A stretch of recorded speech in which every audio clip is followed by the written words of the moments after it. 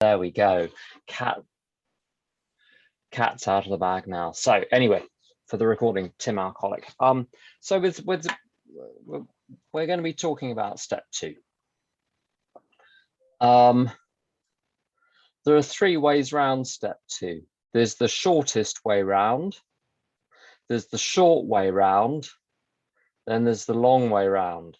Now, we can't get away from the fact that we've got the big book. There it is. It's there. It's published. It's too late. If we were going to object, if you or I were going to object to it being published, we'd have to go back to 1938, 1939, object to it then, but we can't do that. So we're stuck with it. So that's what we got. That's the long way round. So We're Gnostics is a long chapter. It may not be the longest chapter, but it's a bit like February is the longest month, or at least it feels like it. We're Gnostics feels like the longest chapter to me. And honestly, with a lot of sponsees, you try and take them through We're Gnostics. By the time you got to the end, they're 87 times as confused as they were when they started. So what I'm going to present is like the super short way round, and then a short way round. Then we're going to go through the chapter and say how I use the chapter. So the shortest way round, I'm going to use a word kippered.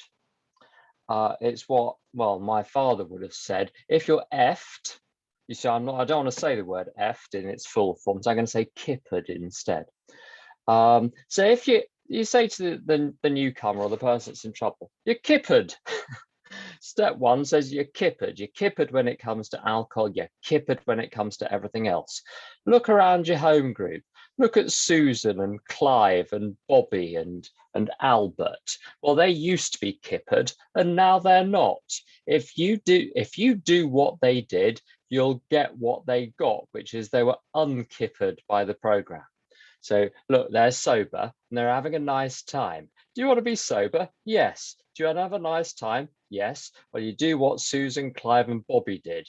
And that's basically all that step 2 boils down to in essence. It completely bypasses all of that sort of nonsense about the higher power.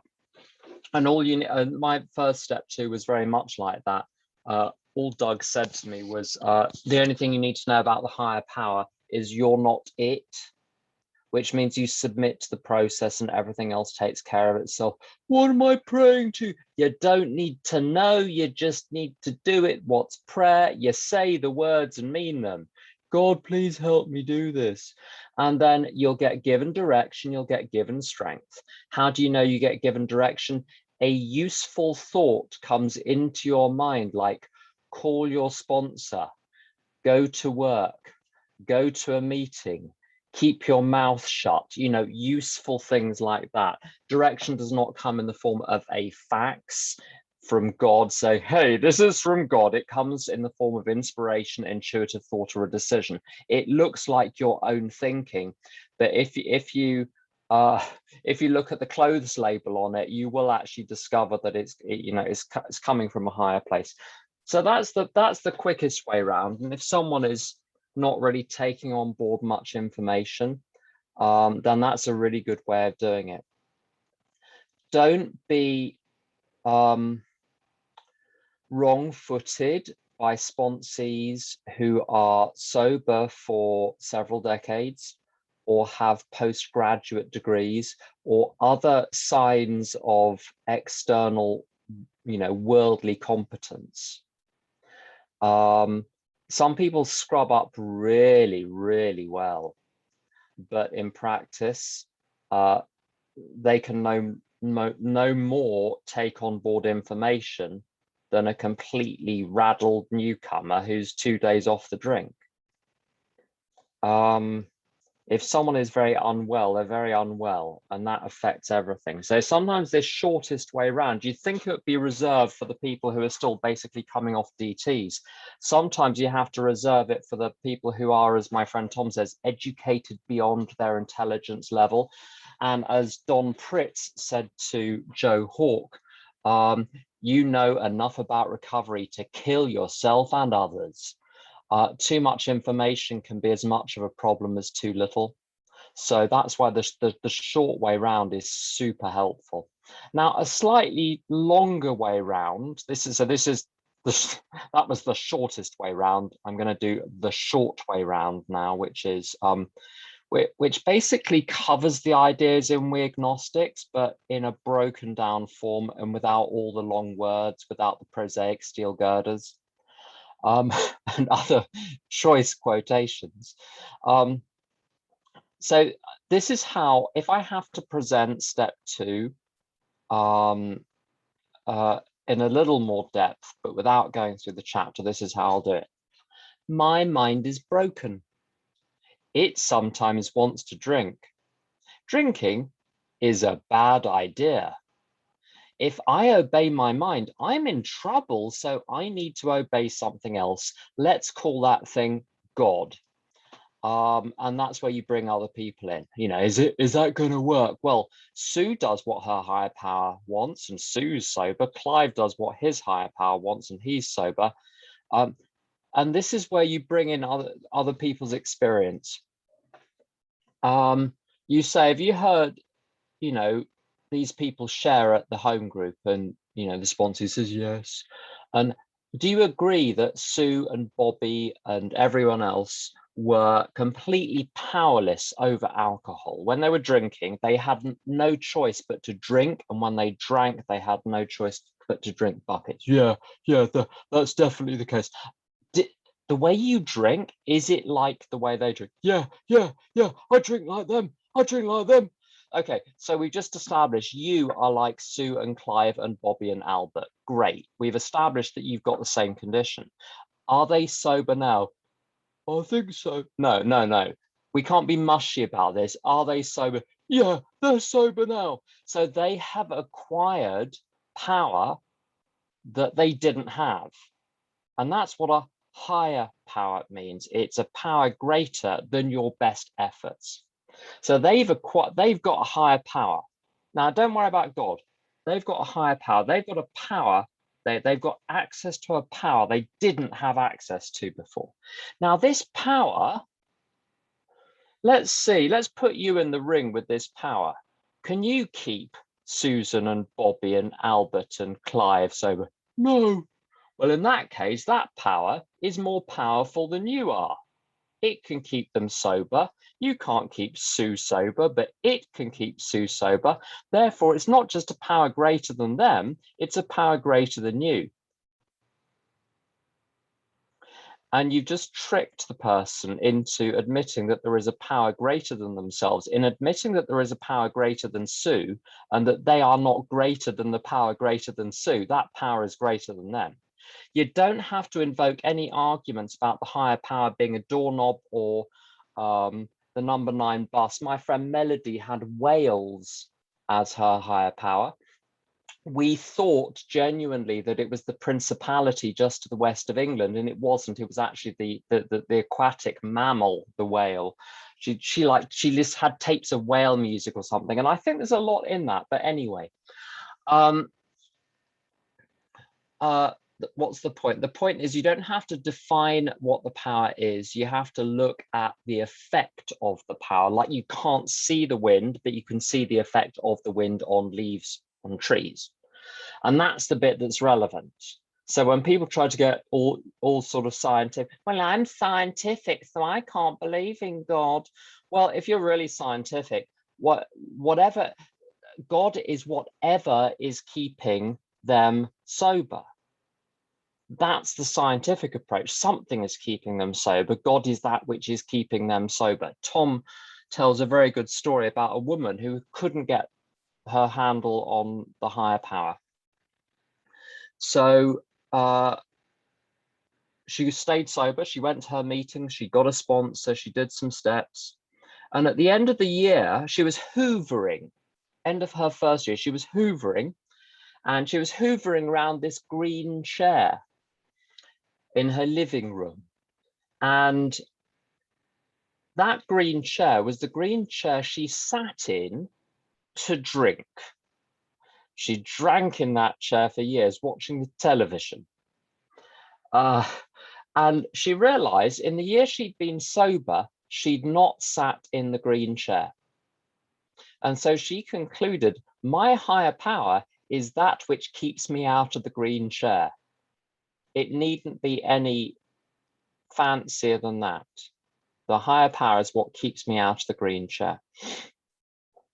And then you universalize it. You say, what? Well, if this power can keep everyone else sober, you have to presume it's going to work for everyone. If 10 people switch a kettle on and it boils, if you switch the kettle on, do you think it's going to boil? Or do you think the kettle is going to respond differently to you switching it on? You've got like special magic fingers or something. No, you have to presume it's going to work for everyone and prove otherwise, rather than, oh, I don't know if it'll work for me. Logic would say, no, if it works for a gazillion people, it'll work for a gazillion plus one. And that's enough to get someone through step 2 without having to touch the chapter We Agnostics. I'm going to run through We Agnostics with some quotations on what I do with them. So first of all, it defines, this is on page 44, it defines alcoholism. It says, if when you honestly want to, you find you cannot quit entirely, or if when drinking you have little control over the amount you take, you're probably alcoholic. If that be the case, you may be suffering from an illness which only a spiritual experience will conquer. And the conclusion there is, you and I, O sponsee and I, have a problem with no solution within ourselves. How do we know? Well, we've done step 1. We've established that we can't stay sober on our own. Next bit, to be doomed to an alcoholic death or to live life on a spiritual basis are not always easy alternatives to face. Now, what the book is saying here is there are 2 options. You either basically die of alcoholism or die with active alcoholism, or you throw yourself fully into the program. Now, this is an important point here, which is there is no third way. A lot of people think they can mess around for months or years safely by doing like, 47% of what AA has to offer and somehow remain safe, but that's just not true. So you've got to get clear. Those are the only safe option other than alcoholic drinking is full throttle AA. Next passage, there's a passage which starts off, if a mere code of morals or a better philosophy of life were sufficient to overcome alcoholism, many of us would have recovered long ago. And then it goes on. The point of that paragraph that I make is, so we've got a problem, we've got a solution. The problem is not lack of information. You've got the information that a drink is a really, really bad idea and that you can never drink safely. But that information is not enough to keep you sober. If that were enough to keep you sober, we'd all only need 1 AA meeting ever, and then we'd be fixed. If lack of information is not the problem, what is the problem? And then the book tells us that this chapter is actually very well structured, but it can take a bit of work to pull the structure out of it. So the next quotation is a passage which starts, lack of power, that was our dilemma. So information is necessary, but you need power. And the image that I use with this is, if you want to make a soup, it's no good tipping the ingredients into a saucepan. You need heat to cook the ingredients. So that's like information and power. And so the information doesn't actually really do anything without the power behind it. What is power? The ability to implement an idea. Let's say the idea is, I wouldn't bother worrying about that. If you can't do anything about it, there's no point in worrying about it. That information is not enough to get rid of all of your anxiety forever. You now have all the information you need to stop worrying for the rest of your life. But you'll probably discover you need a little bit of power to actually implement that. So we've decided we've got a problem. We don't have a solution. The problem is not lack of information. The problem is lack of power. At this point, the sponsee says, but I don't believe in God, or I don't like God, or I'm a recovering Catholic, or just, the usual things. The book's argument at this point is very clever. It says, it's a matter of willingness. So it sidesteps all of the arguments. And so we have to understand what is willingness. It's willingness is the state of mind which immediately precedes action. So if you're willing, what you'll have to be willing to do is to give this experiment a go, which means to act as if there is a higher power that can keep you sober, and you take the action first, and that will convince you in a way that no argument can. There's a little trick I get from A Course in Miracles to help someone that's super resistant. And it goes like this. Stage one. This is when I'm resistant, this is what I do.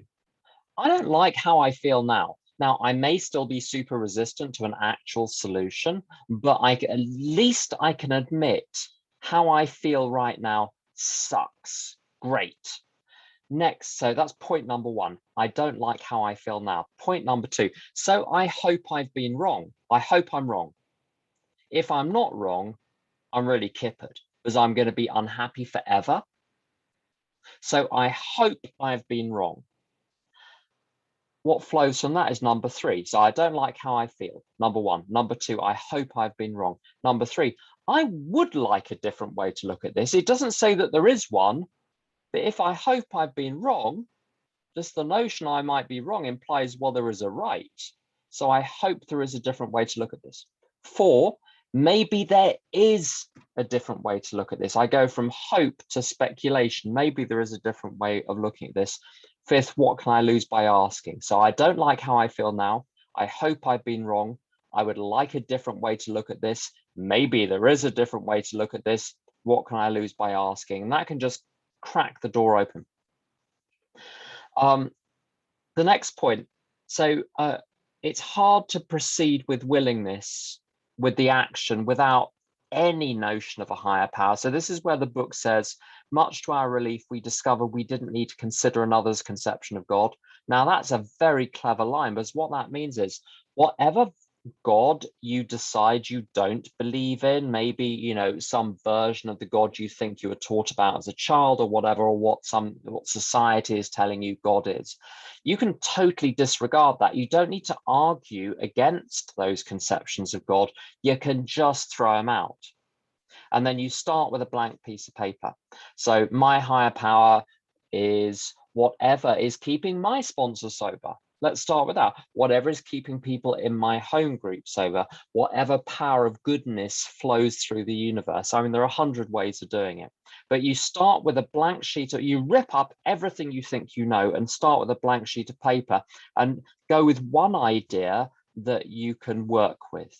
And there, as I said, there are lots of different ideas. And at the very least, I don't think it's a good idea to have a person as a higher power, even a dead person, or indeed the AA group.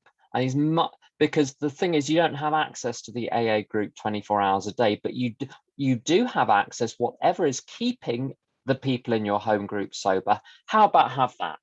And then it's just a very subtle distinction, but then you've got something that you can rely on 24 hours a day. The next question in the big book, again, I think this is very clever. It says, do I now believe, or am I even willing to believe, that there is a power greater than myself? Note, it doesn't ask you to believe in, it asks you to believe that there is one. Like, you can believe that the Conservative Party exists without believing in the Conservative Party. These are two entirely different questions. So is there a power greater than myself? Is simply answered, well, there is a power keeping other people sober, and that power is doing something I couldn't do to those people. I can't keep them sober, but it's keeping them sober. So it's more powerful than me. So you've now demonstrated that there is a power greater than yourself. And that's how the chapter breaks it down. It separates out the question of, is there a power, from, could that power help me? Next, there's a whole passage about being handicapped by obstinacy, sensitiveness, and unreasoning prejudice. And it's a long passage. I'm not going to read out all of these passages, but I'm doing them in order. Basically, what the book is saying is alcohol is a great persuader, which means you don't have to persuade them. Often it will require a slip or 7 slips before someone is willing to basically discard everything they think they know and just try on a new idea for size. The next difficult bit, or the next part of this process, is why should we believe that this power exists? And it gives the example, it's what we've already talked about, the other people in AA. And there's a whole long passage about this. What does it say? Here are thousands of men and women, worldly indeed. They flatly declare that since they have come to believe in a power greater than themselves, to take a certain attitude towards that power and to do certain simple things, there has been a revolutionary change in their way of living and thinking. So you take the example of people in AA as demonstration that there is a power. There's next in the book, there's this appeal to open-mindedness. And it talks about, and it's a very long section, but about how open-minded people are about new ideas with technology. And if an old piece of technology doesn't work, then how ready people are to try a new piece of technology in the hope that it's going to work better. And then it says, well, look how messed up you are, the bedevilment section. And there's a line which is very misunderstood. Was not a basic solution of these bedevilments more important than whether we should see newsreels of lunar flight? Of course it was.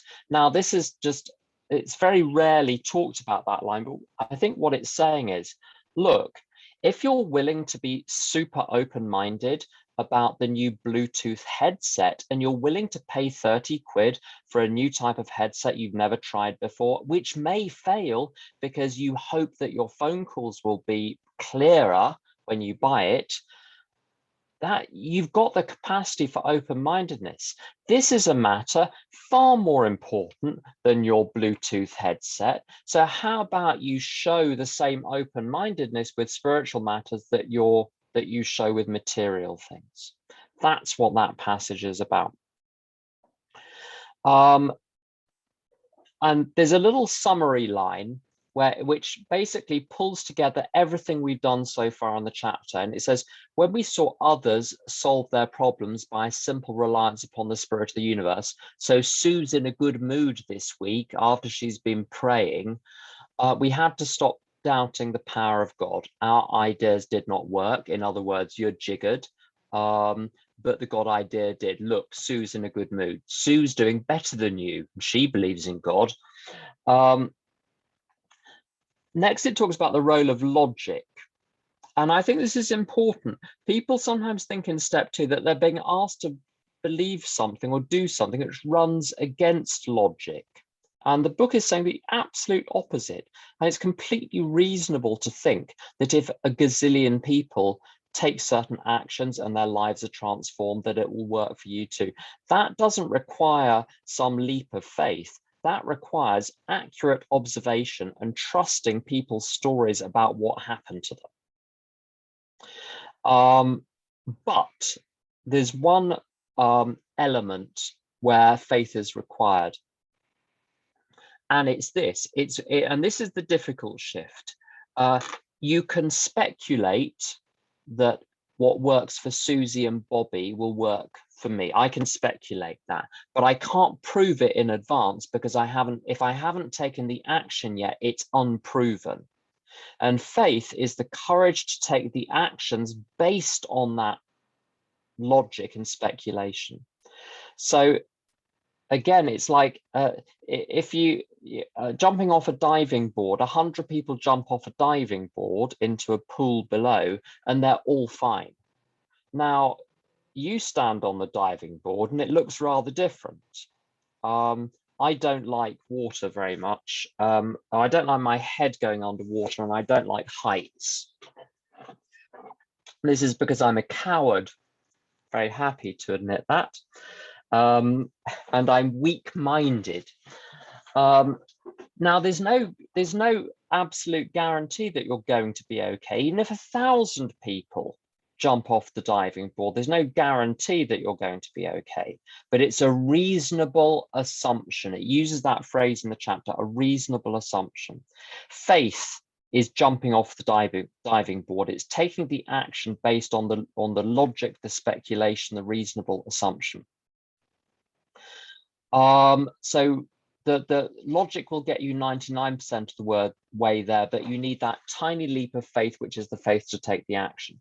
It also talks about the universality of the higher power. Either God is or he isn't. Either there is a power which affects people's lives or there is not. Either there is people are getting sober randomly or there is some system involved. If there is a system involved, it's a universal system. You go to any group for long enough and you'll see people of different intelligence levels, different education levels, different people who are smart in different ways. There are lots of different ways of being smart. Everyone's smart in a different way. And it's not like the program only works for one type of person. If you listen carefully, you'll hear all sorts of different people getting it. You'll hear people you don't like very much getting sober and getting well. You'll hear people you disagree with on everything getting sober, and the people you agree with on everything getting sober. So it's universal. God is either everything or God is nothing.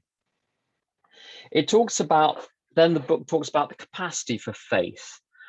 So if faith is being willing to take an action despite there being no guarantees, I look at the faith. It asks you to look at the faith in your own reason. And if you've ever, well, if you're like me, you've made lots of mistakes in your life based on your own assessment of situations, yet do you not go to your own mind for answers again and again and again, even though your mind has failed you before? So the ability to put faith in something, to take action, to take a step without a guarantee of success. As a drinker, certainly towards the end, it was like Russian roulette. Sometimes it was great, sometimes it was ghastly. But I had the faith to take the action of having the first drink, trusting that it might be okay this time. That is faith. So you can pretty much demonstrate, if you manage to carry on drinking in the face of the dwindling pleasure of it, the increasing side effects, then you have the capacity for faith. This is simply pointing an existing faculty, this capacity for faith, in a new direction, which is at the program. See, this is what you want to demonstrate to people, that you already have the capacity for faith. You just need to point it in the direction of AA. And then it talks about the inherent nature of God consciousness. It says, deep down in every man, woman, and child is the fundamental idea of God. Some people will connect to that. Honestly, a lot of people won't. And if they don't connect to the idea of God being deep down inside them, then you can't argue it. There are lots of passages in this chapter that I skip over quite lightly because they just don't work for a lot of people. There are bits of step 1. There are certainly bits, all of step 3 through to 12. I wouldn't take the risk of arguing with any of it. There's lots of what's in this chapter, and this is important, I think. So if people rebel against lots of bits of this chapter, let them. It's fine. If they rebel against step 3 or step 4, there's not a lot you can do, because you're fooling with essential parts of the engine. With step 2, if you can get them through the chapter, great. If they hate the chapter, I hated the chapter for the first 15 years of being sober. So I have sympathy for people that hate the chapter. I got around it another way, which is why I gave you the two other methods at the beginning. At the end of the chapter, there's a little summary, and this covers the whole of the chapter, really. Circumstances made him willing to believe. he humbly offered himself to his maker, then he knew. So that's the order in which this takes place. The reason I'm willing to throw myself at the mercy of a power greater than myself is because I literally have no other choice. And then you take the action, and when you take the action, you discover that it works. And there's a great promise. When we drew near to him, he disclosed himself to us. And I started praying in around August 1993 because I literally had no other choice. I kept wanting to drink, and for a few months in AA, people and meetings were sufficient to talk me out of it. By the time we got to August 1993, I was finally a month sober. Everyone's arguments failed. Like whatever it was inside me had grown to such an extent that it was impervious to the arguments of other people, even the great grandees of my home group. And certainly impervious to the meetings themselves. And so I tried prayer because I literally had there was no other card to play. And I prayed, and the damn thing worked. The desire to drink at that moment just left me. It wasn't even a prayer for sobriety. I opened the Bible and there was a line, "Be still and know that I am God." Now, I'm lucky because it could have opened at a page about the smiting of the Amalekites or some Paul talking about how long people's hair should be. But no, it opened on the page about "Be still and know that I'm God." But it did, I think, honestly, it wouldn't have mattered where it opened. The fact I took the action, I opened the book and read the line. And that was enough to open the channel. And something in me clicked and I thought, I don't need to drink. Damn, that means I never need to drink again. I now have something that can be relied on. Damn, I'm going to have to be sober now. I was really disappointed and relieved at the same time. So circumstances made me willing to believe. I humbly offered myself to the higher power, and then something happened. And it says he knew. Knowledge is something which you can't argue with. Perception you can, but knowledge is deeper. And that's the point. People start to take action and they have knowledge which can't be dislodged by arguments. All the arguments they've had for decades are thrown out of the window then. So anyway, that's everything I know about everything. So I'm going to stop there. And Alice, did you want to field some questions? Thanks a lot, Tim. Yeah, the meeting is now open for questions for Tim, which can be done by the raised hand function in Zoom, or you can message me through the chat function and I will ask Tim directly, or I will send you the message, Tim, is save me asking the question, then you having to repeat it for the tape. Or if all else fails, just wave violently at the camera and I will try and get to you. And with that, I'll open it up for questions.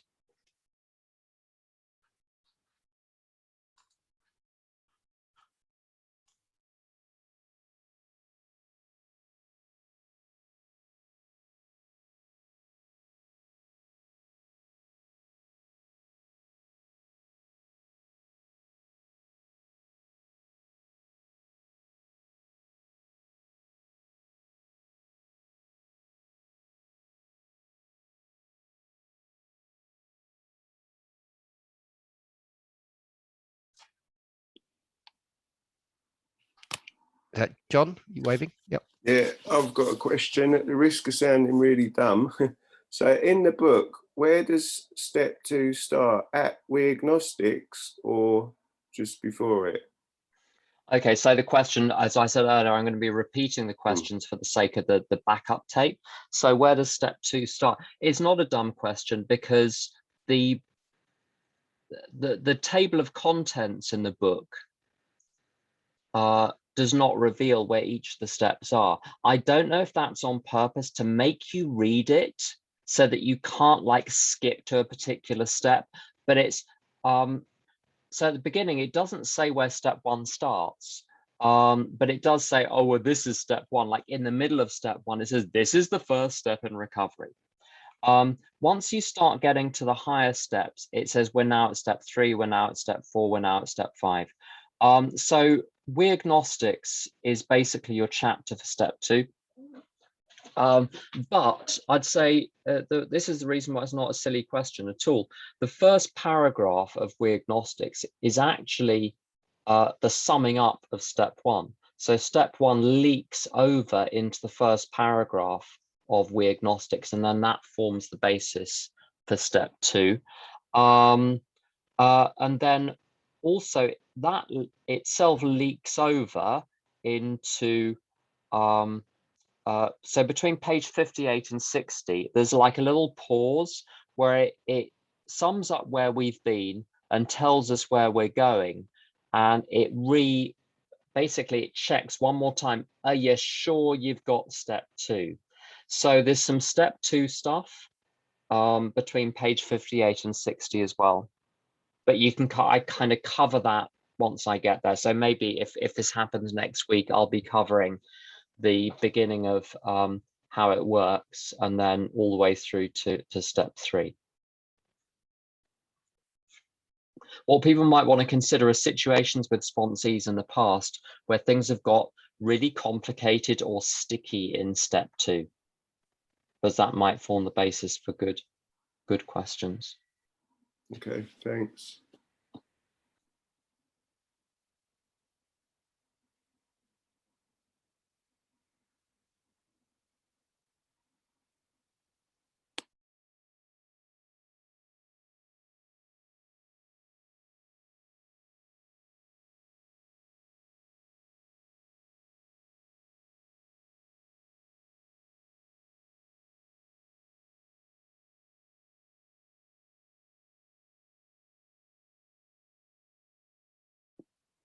Another question, Tim. So based on what you just said there, so you know like how it works and the actor and all that, because that's all written before it says we were now at step 3, doesn't it? But that would be step 3. That's just explaining about it, is it? Well, okay, so a little question about how does the actor stuff fit in? One of our difficulties with the steps is the steps on the wall or on page 59 or on the wall scrolls that we hang up in meetings don't fully match what's in the book. So like step 10 on the wall, we continue to take personal inventory. Looks like we keep doing step 4s on things. And then you look at the instructions in the book and it's about maintaining awareness throughout the day. It's like completely not what you'd expect. And step 3 is actually like that as well. So there are, by the time you get to the ABCs, let me just get the book down. I don't have the book memorized. You need to know that. Saskia always says, I'm so glad they wrote this down. And I think she's right. So it says on page 60 that 3 personal ideas: that we were alcoholic and could not manage our own lives, that probably no human power could have relieved our alcoholism, that God could and would if he was sought. Now, at this point, your sponsee is supposed to be like totally up for turning their will and life over to God. You'd think that the next thing in the book would be, right, though, this is how you take step 3. And say, wait a minute. If you're going to be turning your will and your life over to a power greater than yourself, like you're down with the idea that with regard to alcohol, that's a really good idea. But the sponsee may not yet be totally sold on the idea that everything else is a little bit of a problem as well. So in the AA fellowship, the fact that everything else is a mess is brought into step 1. So people try and squeeze all of that stuff into the unmanageability in step 1. The big book doesn't say anything about that. It hints at it in We Agnostics, and then it goes full force in step 3 on, since you're already going to be turning your will and life over to God, wouldn't it just be easier for everyone if you were down with the idea, if you didn't have any like emotional resistance to it? So that's when you got the 2 pages on the actor, hopefully to persuade someone to take step 3 on the basis that it's good for them as well. It's not just for the drink, it will improve everything else as well. So it's not, these are good questions, because the book isn't terribly straightforward with these early steps. It kind of jumps back and forth. Okay. And things are not in the place you expect them to be either. Mm-hmm. All right, thanks.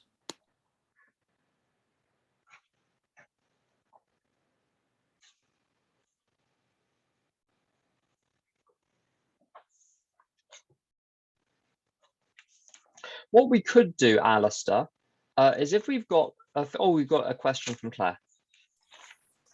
Thank you. Thanks, Tim. That's fantastic. And there are so many questions about step 2, but one thing that comes to mind is in the past, I've made the mistake of getting a little bit muddled about when I see a new person, and so they get sober, and then they have the new boyfriend, the new job, the dramatic change of appearance, and you know, doing a lot of fellowship. I've made the mistake of believing, these things in the material world have become the higher power for the individual, and it's all that they're doing. And I think at what point, so if I have a sponsee, at what point do you just leave that alone and allow it, and not judge too quickly that in the place of a higher power, you're choosing the boyfriend, you're choosing the job? Because it seems that when there's the shift away from alcohol, the energy is invested then into the things around them, and I sometimes feel like it's a bit quick for me to say, don't stop doing that, or try to look at that. Does that make sense as a question? Yeah, so I think what this speaks to is how you sponsor, how you can help people and thereby yourself, you know. So whenever I'm helping someone else, it's only ever really it helps me as much as it helps them. So whatever I need to say to someone else, or I feel I need to say to someone else, is what my higher power wants me to be saying to me. This is the question of step 2 with the rest of your life, like later on in recovery, or people who are 2, 5, 10, 15, 20, 30 years sober. What does step 2 mean in those situations? When you talk about making external things your higher power, a very good definition of pride is the putting of self in the place of God as the center or main objective of one's life. Now, if you're focused on establishing a good romantic relationship and maintaining a desirable household and pursuing an impressive career, this doesn't look as though you're engaged in self, because it doesn't look as though it's about you. It looks as though it's about external things, but those external things are totally tied up in my identity, my identity, my value, my purpose, who I am, what I'm worth, and why I'm here. And what step 3 is asking me to do is to have my who I am, child of God, whatever that means, my value stemming from that. So I'm of infinite value because I exist. And what is my purpose? To be a channel for God to do whatever God wants to do through my life in the universe, as opposed to those things, those external things, being the center and main objective of my life. A very, might I say, vanishingly small percentage of AAs in my experience totally buy the idea that the solution to alcoholism lies in complete abandonment of self. At least the first time round. I think to stay permanently sober, the idea has got to be bought at some point.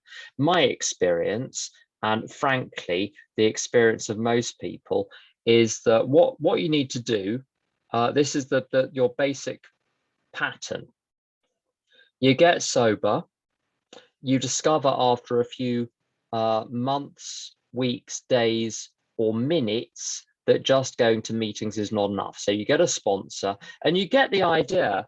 It seems very clear that if you clear up your past and if you submit to the good orderly direction of AA and sensible people around you, and you achieve emotional balance, you're frankly going to do a lot better in your relationship, in your household, in your job.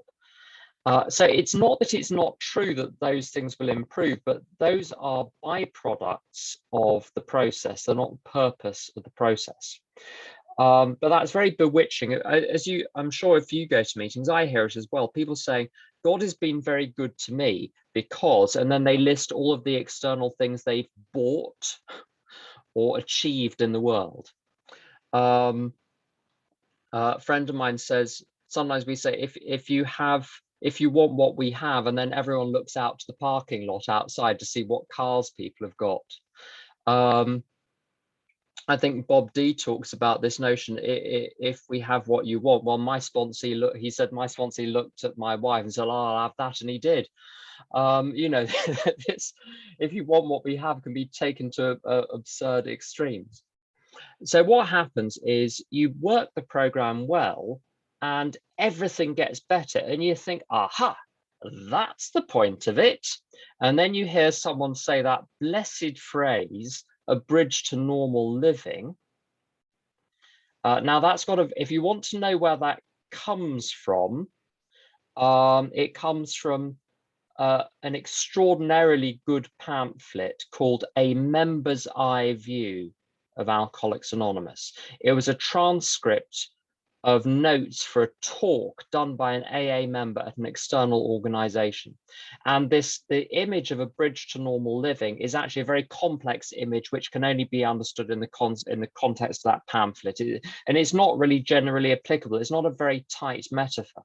But the way it gets used by people is to say, well, of course, you know, the first few years of AA, you have to you know, go to lots of meetings and do the steps, but really you don't want to turn AA into another crutch. And surely the whole point of AA is to get reintegrated back into society. So you need to, you know, we'll leave the little ones to do the service. You know, I've done my stint. I don't need to do any more. That's what most people do. And I'm not blaming them. I did it because it's what everyone is doing. A lot of people are doing. Then what happens somewhere between 7 and 10 years, it's usually around there. Some people hit it early, some people hit it later, but it's generally between 7 and 10. You develop a tiny little problem with gambling or massage parlors or toxic relationships or sugar or exercise, or you discover yourself so high powered in your job that you're way out of your depth and you have no idea how to get out of it. And then everything collapses and people either drink and never come back, or they hopefully, if they catch it in time, there'll be the so-called second surrender, when you really adopt the program as it's set out and you actually buy it. You do service rather than lip service, but it's just like the first time you do step 2. The first time you do step 2 is largely about drinking. It's essentially about drinking. The second time you do it, it's a much harder sell actually, because you look around AA and basically everyone is sober. I mean, some people look kind of funky because of some medication they're on, but at least they're sober and they're not taking, you know, heroin or something. So, you know, there's a spectrum there, but basically people are sober. Whereas if you're 8 years sober and you want to look around your room, for your AA room, for how many people around you are, let's say, over 10 years sober and don't need to be arrested this week. It's not that many people. There aren't that many examples of people who are doing super well, who are sober a long time. So step 2, can God really, and also people's drinking problems look really similar. You know, I drink a bottle of vodka a day. So do I. So do I, as everyone echoes around the room. Whereas people's problems at 7 to 10 years sober look weirdly specific. And so people look, they say, well, I don't know anyone that's overcome this particular problem in their intimate relationship with whoever, or I don't know anyone that's been the finance director of a .com your problems look super specific. And this is where, if you're trying to get someone through that, you look at the commonality of the 7 areas of self. Pride. Are you consumed with pride? What other people think about you? Self-esteem, what you think about yourself. Personal and sex relations, how other people treat you. Ambitions, what you want. Security, what you need. And pocketbooks, your money. Are you obsessed with those things? Oh, yes. So it's not about the specific form that these are taking, it's about the content, which is, yeah, full of self, as I was. And then you kind of have to introduce, often you have to introduce people to other people you know from other groups on other areas who've got through this and come out the other side. Scott Peck, whom I haven't read, but apparently wrote a book called The Road Less Traveled. It's a great title. And I understand people talk about, you know, the path being the road less traveled. And I think that's that's your sell the second time round. Now, if you've got someone, to go specifically to your question, Claire, of if you've got someone who's like 1, 2, 3 years sober and all the focus is going on external things, you can try and tell people, but as Maureen once said to me,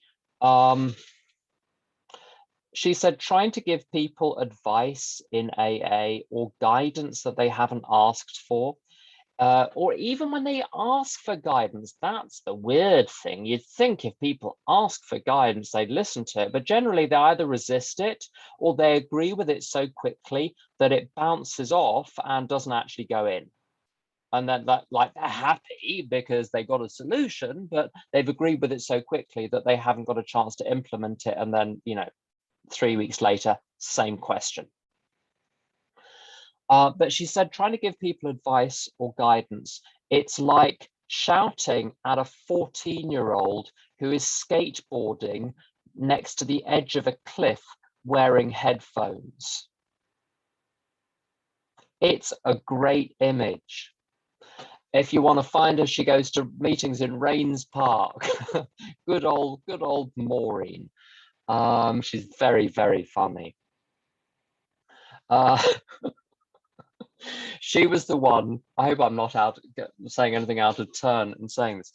I had a very tricky sponsee a number of years ago that took objection to a lot of what I was offering. And she said, what you need to do is say to this individual, I don't think I'm the right person to sponsor you. And as you send her off into the night and walk away in the other direction, do not mutter under your breath, and I can't imagine who would be the right person. If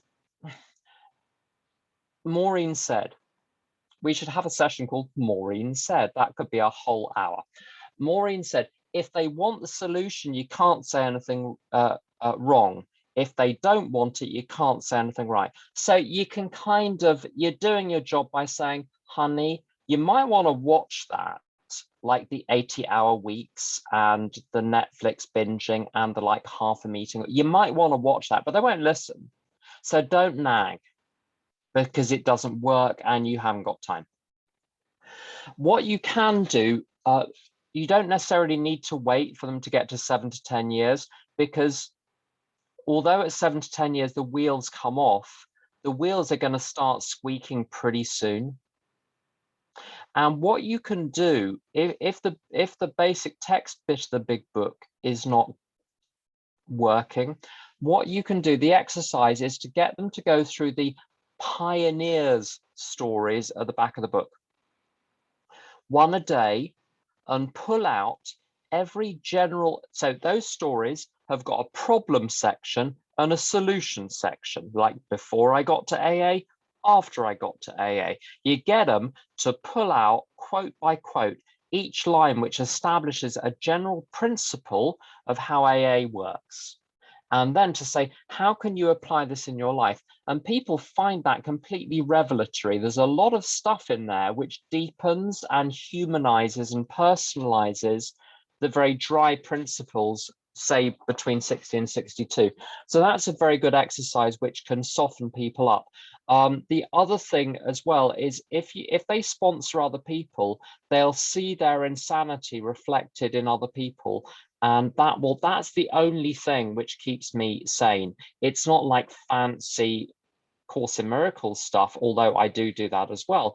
It's having like a gazillion sponsee calls a day and thinking, oh my God, this person's completely mad and just like me. And then the next one, oh my God, this one's completely mad and just like me. It's not they're completely mad and I'm sensational. It's they show me what is wrong with me and I go, uh-oh, I'm in trouble. So I think that's the only way you can help people. But if people are on the way out, you can't stop them.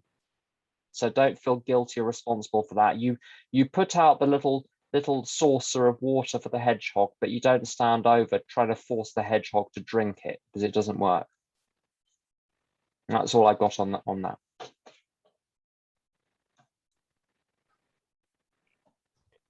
Thanks, Tim. Alistair, alcoholic, can I jump in with a question?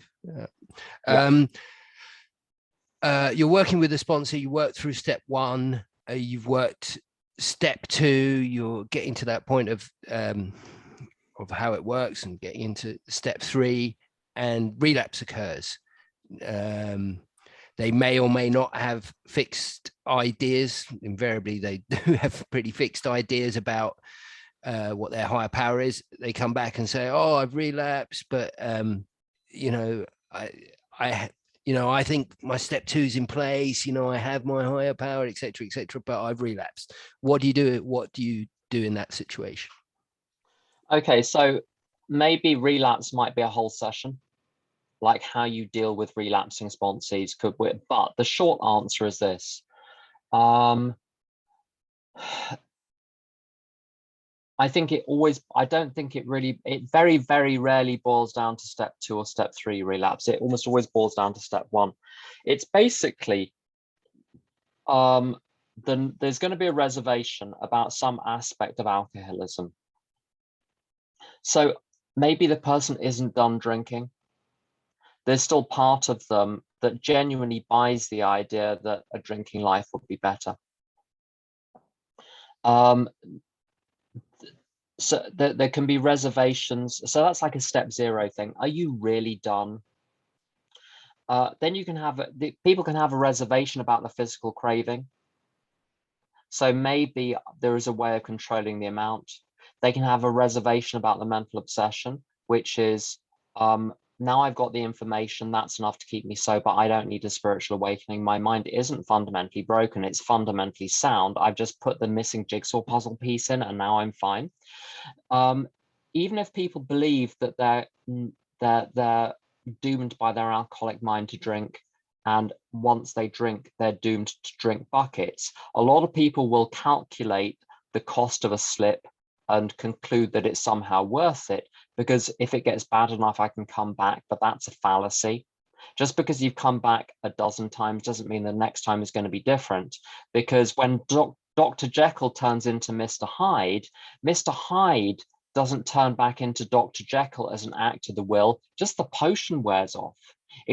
Mr. Hyde does not want to become Dr. Jekyll again. And one day, the potion ain't going to wear off. So that's why there's no such thing as a safe slip. 19 out of 20 cases, I think, with sponsees who slip, it's because there's a reservation. They think they can get away with a bit more drinking before they buckle down.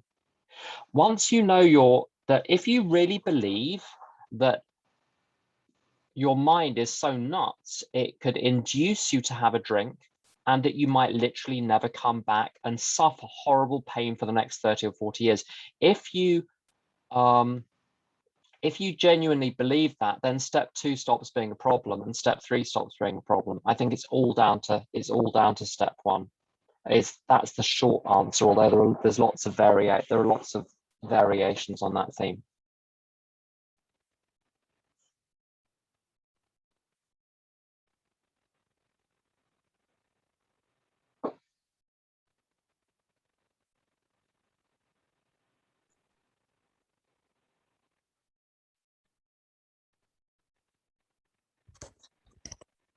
Does anyone else have a question for Tim on this topic?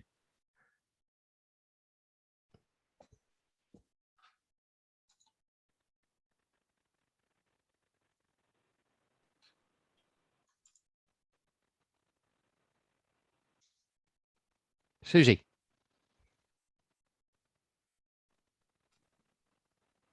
Hi. Thanks, Tim. Thanks, everybody. I don't know if you can answer this in short, but how do I get to a place where I really, really believe that God is everything or God is nothing? It's like, and nothing in between. So the question is, how do you get to a point where you believe that God is everything, not nothing, and that there's nothing in between? The question's very abstract, so it needs to be made concrete to be answered. Chuck Chamberlain does this very well in A New Pair of Glasses, which is available if you can't find it from Smile God Loves You, which is a website where they sell AA stuff. I think it's called Smile God Loves You, something like that. If you look it up on there, you'll be able to get it for like $5 or something, plus like $47 postage to whatever country you live in. What he says in there is, if I have one problem that can't be solved, then I might as well just jump off a bridge now. If there is one problem that can't be solved or accepted, it's going to sit there like a pain inside me for the rest of my life. So I would make it very concrete. So believing that God is everything means that there is no problem which cannot be solved practically or accepted cheerfully and gracefully. So there are some things, I've got a couple of physical things wrong with me, which can't be fixed. And I've accepted them. And I shouldn't be able to, but I have.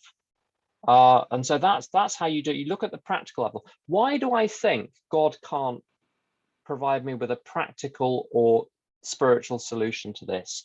And it's very hard to argue against the universality of God then, because if you go to enough meetings, you'll find someone who's had that problem. Or, I mean, especially if you go to old timers meetings, you'll see every year a number of people who are sober 20, 30, 40 years who have cancer and sometimes die of cancer and remain full of grace throughout the whole thing. It's like, you know, what is commonly cited as like the worst thing that can happen is something you see people living through, or the death of close relatives, which is something I've lived through as well. So I think that's how I come at that question myself.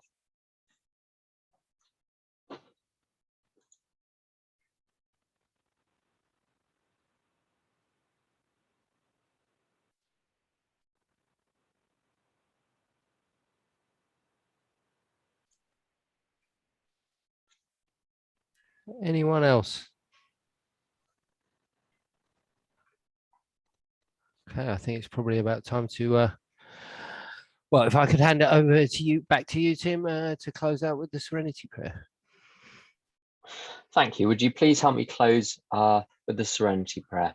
God, grant me the serenity to accept the things I cannot change, the courage to change things I can, and the wisdom to know the difference.